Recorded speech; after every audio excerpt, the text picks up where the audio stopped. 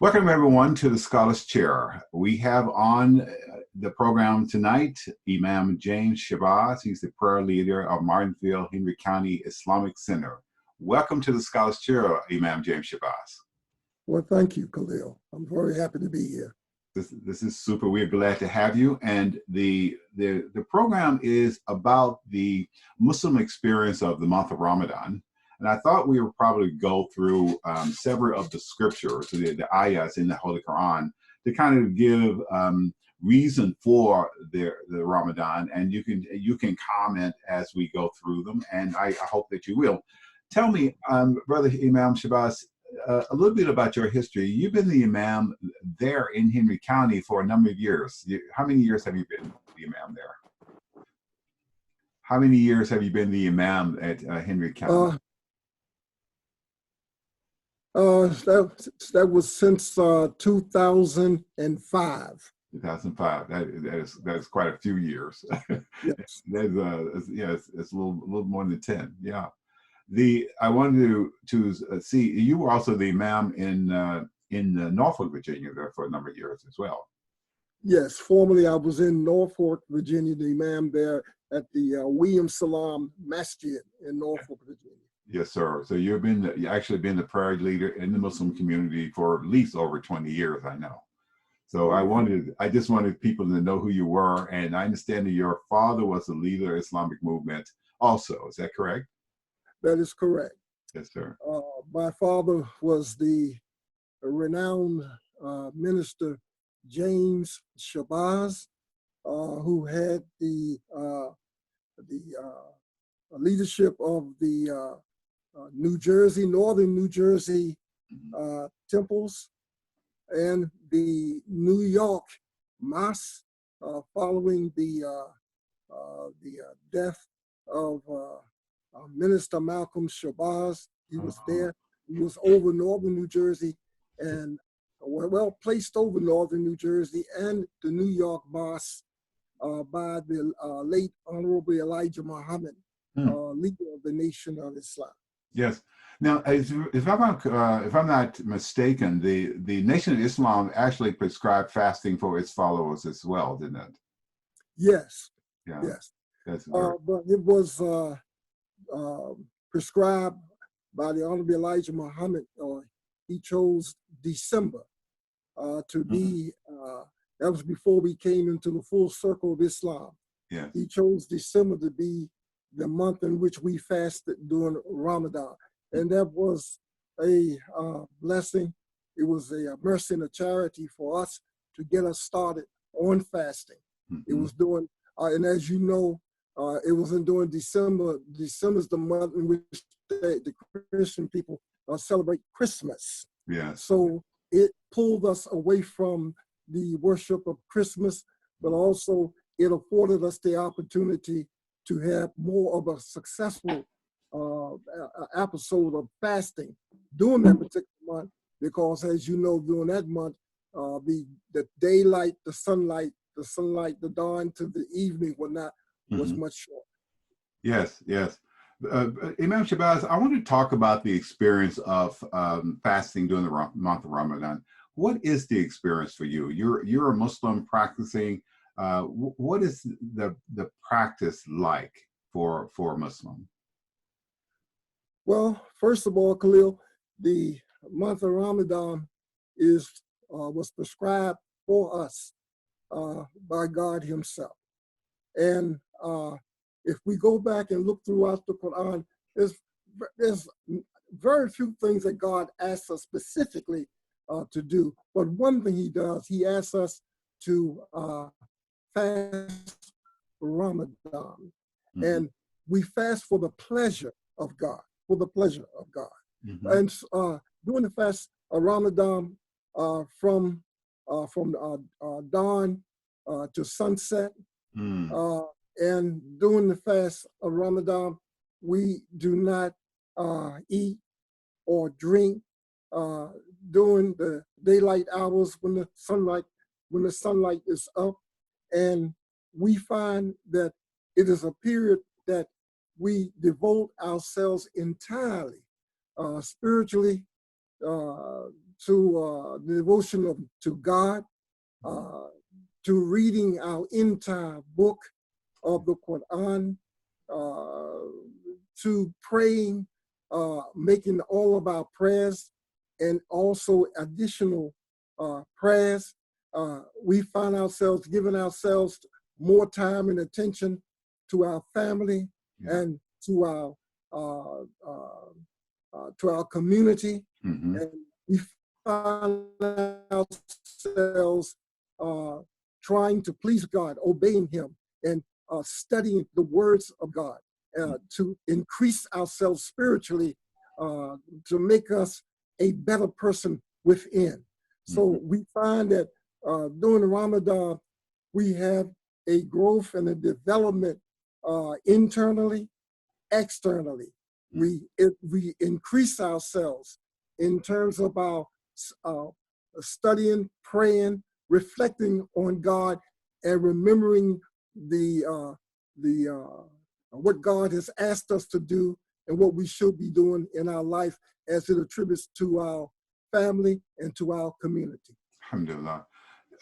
Brother Shabazz, the first ayat in the Holy Quran says that it says it very clearly. It says, "O ye who believe, fasting is prescribed to you as it was prescribed to those before you, that ye may learn self-restraint." And I think you just gave an allusion to that. It seems to me that there was, according to the Quran, a religious community where fasting was also prescribed, other than Islam, other than Muslims. Would that be referring to Christians and Jews? We find that among the religious people who are called the Ahlul Kitab, the people of the book, the Christian people especially, we find that they engage in fasting. God tells us that it was prescribed. Fasting is prescribed for us as it was prescribed for those before us. And it is a prescription for life. It is prescribed. I look at it sometimes as being a prescription on how we can improve our life, advance our life, and it's a prescription of how we can make ourselves better, health-wise, and make ourselves better socially. And it is says that it is God has given it to us that we may learn self-restraint, self-discipline. So we have this as something not just for us, but we find that the Christian people, they also have it in their faith. And I believe the Jewish people have it in their faith too, fasting for the pleasure of God. We fast the entire month of Ramadan. That is the 9th month on the Muslim calendar or the Islamic calendar. And it's a strenuous exercise, but it's one that we take wholeheartedly, and we take it for the pleasure of God. How does one, do you think, or would you recommend one learn self-restraint by fasting? How does that work? Well, it comes about by applying yourself. It comes about by observing what God has asked you to observe. And it says, "Oh, you who believe." It's talking about the believers, the mu'minin, the believers in Islam, those who believe in God. Well, God has asked us to do, and we voluntarily do. We come to the command of God. So with that self-restraint, we give ourselves to obeying what God has given to us. So the believer, the mu'min, believer, is one who hears the call of God and responds to the call of God wholeheartedly. And with all his strength, and it increases within us strength in our faith, in our belief. Yes. Now, this is very interesting because there is a learning process in the area of faith. It goes on to state that fasting for a fixed number of days, but if you are not, if you are ill or on a journey, the prescribed number should be made up from few days later. That seems to be very merciful in some ways, isn't it? That it allows one that if you're sick, you do not have to fast. Would you Yes, it agree? is. Yeah, yeah. It shows the mercy of God. If you are, and one,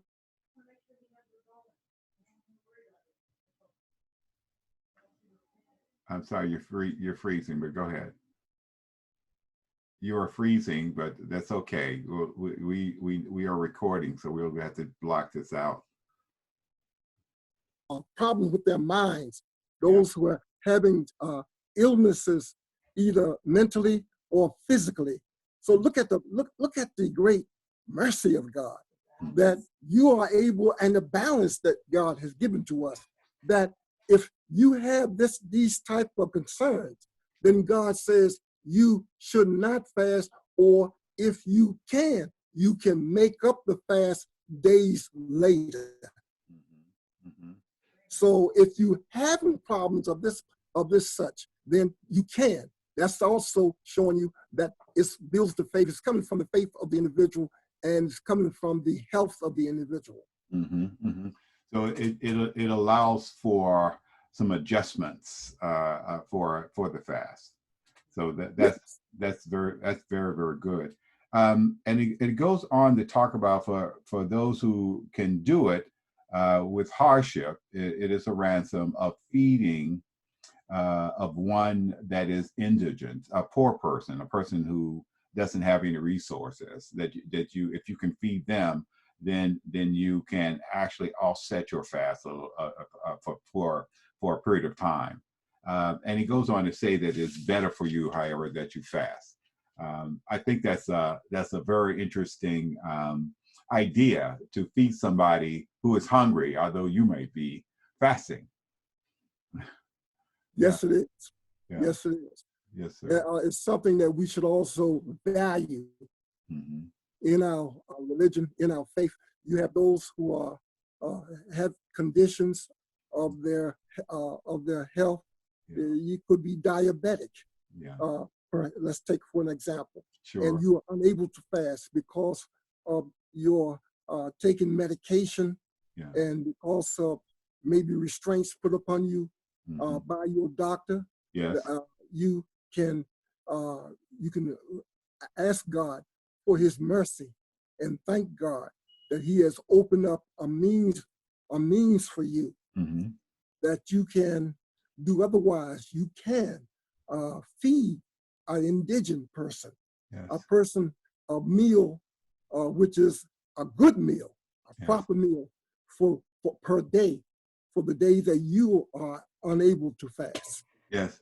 And usually at the end of the day, Muslims get together as community and eat together. How are Muslims handling this COVID-19 virus that's keeping people apart, and which means there's probably not a large grouping of Muslims in masjid during the month of Ramadan.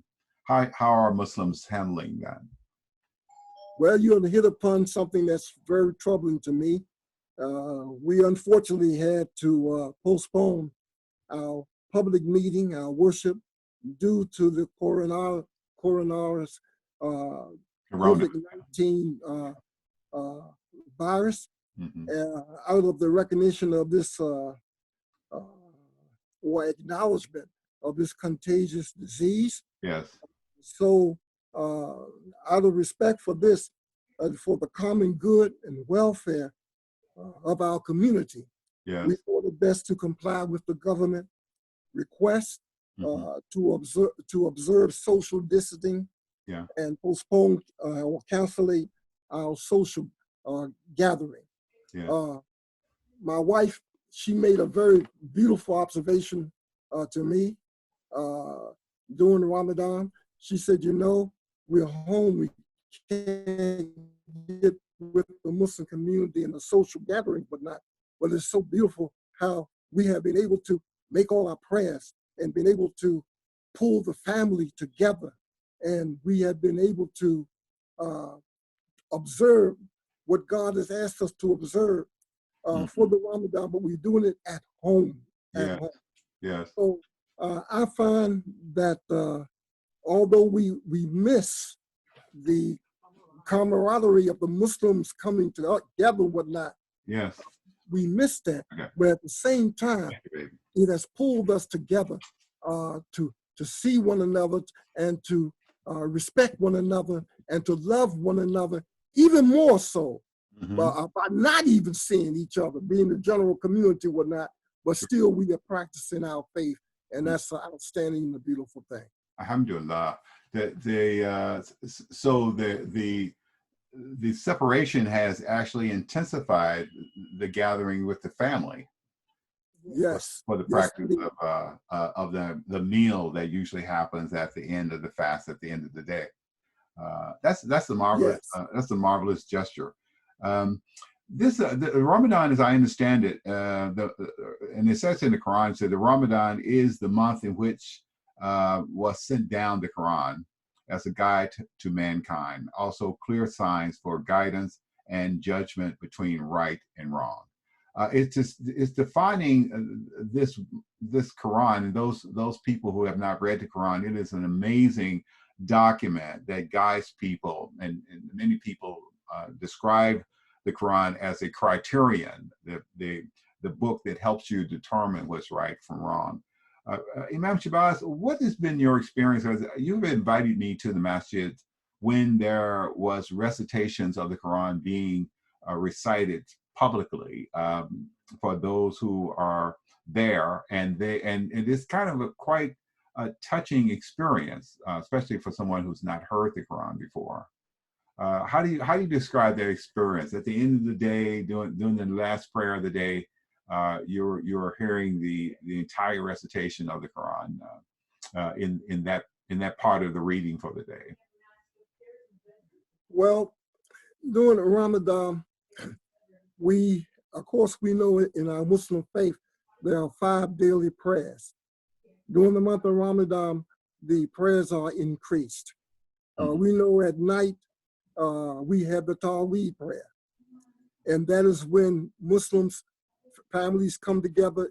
The period of time when we can do that outside of this COVID-19, we will come together. We will have the Tawheed prayer, and every night of the Tawheed prayer, the Muslim congregation recite and pray 1/30 of the Quran. Yes. So it's called a juice, 1/30 of the Quran, so that after a fast period of 29 or 30 days, we can complete the whole reading of the Quran. Yes. The Quran is broken down in parts, in part 30, 30, 30, 30, and we read 1/30 of the Quran per night, or we pray 1/30 of the Quran per night. And I will tell you that it is a very emotional feeling that one gets when you hear the words of God. I have seen grown men and women start to cry. They tear up and cry.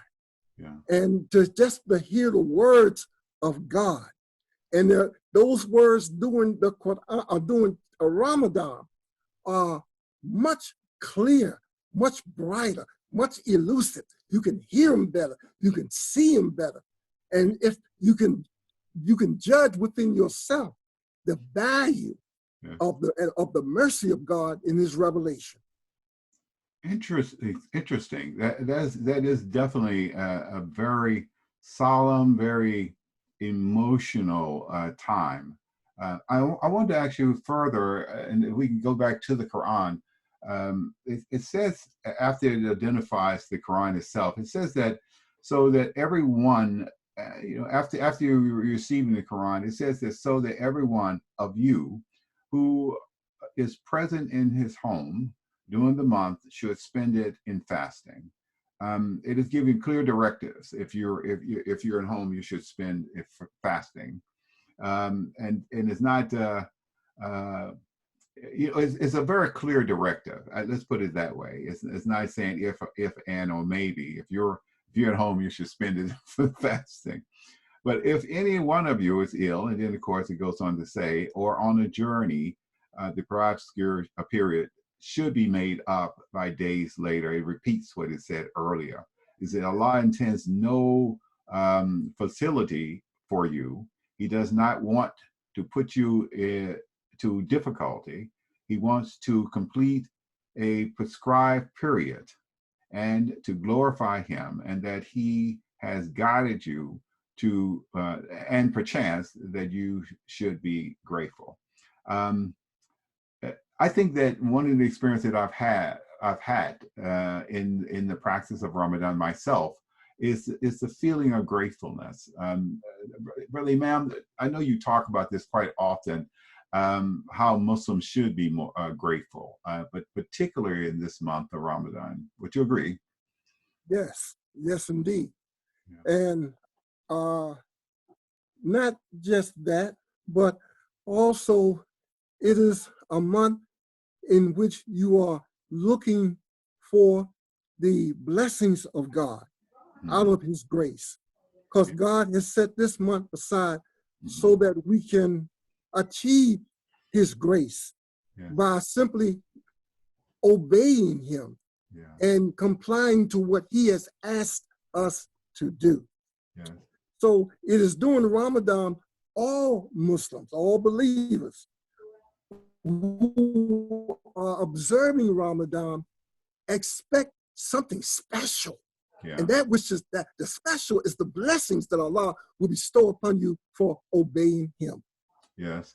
And you I would think that this book itself is a gift, isn't it? The Quran itself is a gift from God. Yes, it is. Yes. Yes, it is. Why do you think that Muslims, why do you think Muslims feel that way? Why do we spend 30 days out of the year to listen to the entire recitation of the Quran, and why do Muslims feel like it's such a gift from God?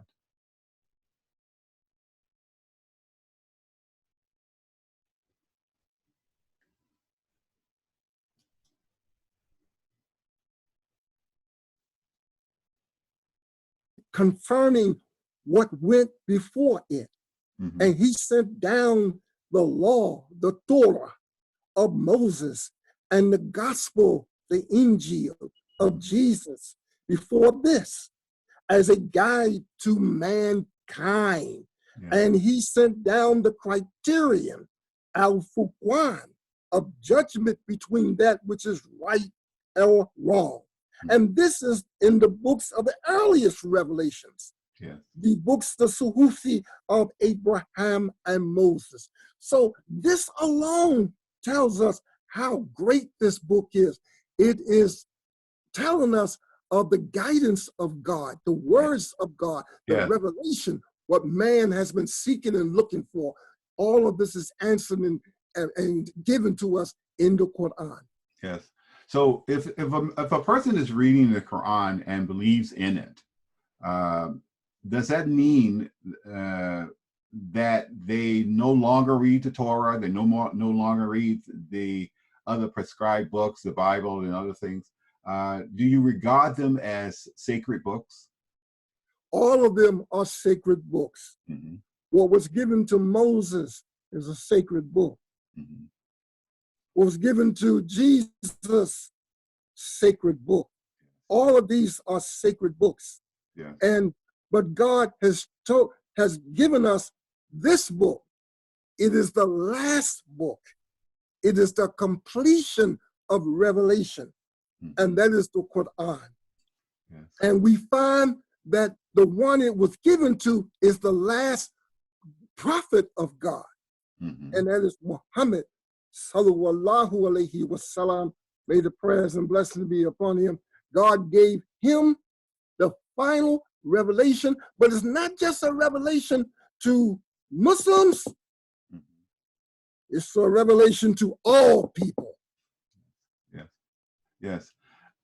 If they are believers, yes? Yes. Yes. This Oh, is God. How can you appreciate something or believe in something if you're not a believer? mm-hmm.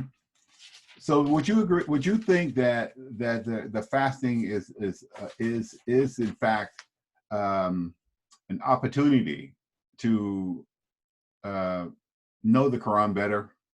The fasting during the month of Ramadan. Is there an opportunity for Muslims to know the Quran better? Well, yes.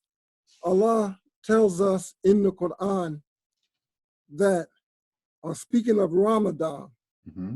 that the most outstanding feature of Ramadan is that it was the month in which the Quran was sent down. Yeah. So that book, the revelation of God, is given to us so that we can prepare ourselves and cleanse ourselves or purify ourselves, Mm-hmm. that one day we should, of course, we don't live forever. Yes. That one day we will meet our Lord. Yes. One day we will have to go to judgment. Mm-hmm. And we want to go to judgment with a good record. Yes. And a pure heart and a clean soul. So the Quran enables us to ward off sin, to fight sin. How can you ward off and fight sin? You can do so by knowing the revelation of God, being familiar with the revelation of God. And every time a Muslim prays, he doesn't just pray or make words up of his own, but he must recite the Quran within his prayer. Yes. And the more and more he recites the Quran, the more purified God is cleansing him of his sins, of his errors, of his mistakes, and putting him on the proper path towards his destiny. And that destiny is the hereafter, coming to the heaven or the Jannah of Allah, and forbidding us or forbidding us from the Jahannam of Allah, the hell of Allah. We don't want to go to hell. We want to go to Jannah. That's right. That's right. We definitely want better than to go to the worst. That's for sure. In Al-Baqarah in Surah 2, it talks about, it defines the book itself. It says, and you've just mentioned it earlier, it says that this is a book, in it is guidance sure without doubt to those who fear Allah, who believe in the unseen, and are steadfast in prayer, and spend out of what we have provided for them, and who believe in the revelation sent down to thee and sent before thou time, and in their hearts have assurance of the hereafter. They are on true guidance from their Lord, and it is these who will prosper. It's quite a promise. Yes. Yes. But yes, it's the promise of God. Yes. yes. Yes. Yes.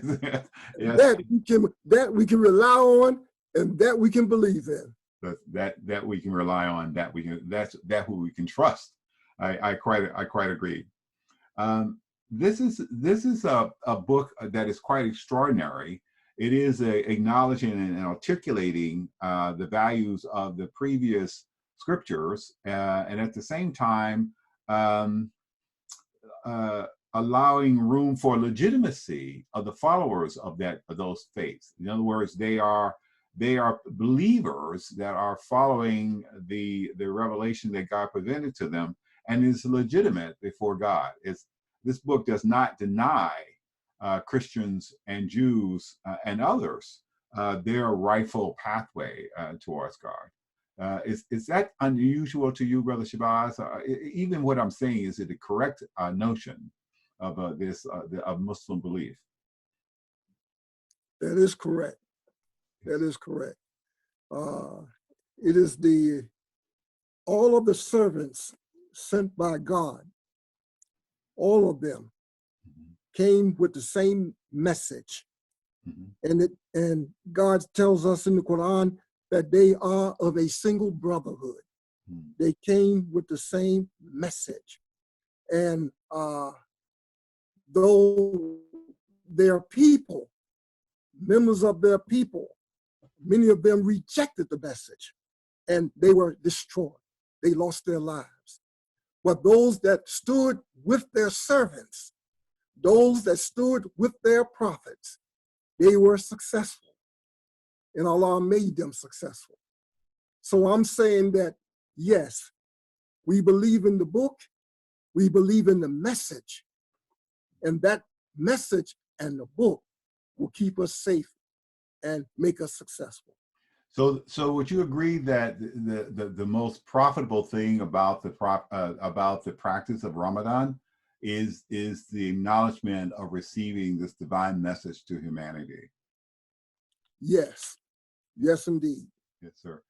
Imam Shabazz, if you had a grandson or a granddaughter, and you were sharing with them the benefit of month of Ramadan, and you have that chance now, what would be, and you had to only tell them one thing, what would be the most valuable statement about the practice of Ramadan that you can share with them?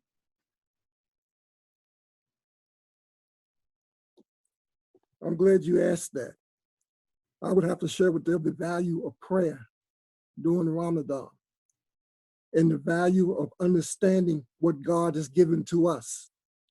There are 5 principles in Islam: the belief in Allah, or God Almighty, the belief in prayer, the belief in charity, the belief in fasting, especially during the month of Ramadan, and the belief in the pilgrimage to the house of Mecca, the pilgrimage, if you are able to make at least once in your lifetime. And I will speak to them of the value of the Quran. I was talking one time, I gave a talk, and one of my members, a person that came to listen, he said, "Where did you find that?" And here I am, I'm an African American. And he asked me, "Where did you find that?" I said, "It's in the Quran." And I had to show him that in the 10th surah of the Quran, ayat 37, God says, this Quran is not such as can be produced by other than Allah. On the contrary, it is a confirmation of revelations that went before it and a fuller explanation of the book, wherein there is no doubt from the Lord of the worlds. Brother Imam Shabazz, you have spoken for 30 minutes now, and I must tell you that is a wonderful verse to leave our audience with. I thank you for your time, and I thank you for tuning in and giving us the benefit of your wisdom. And may Allah bless you and have a blessed Ramadan. Thank you.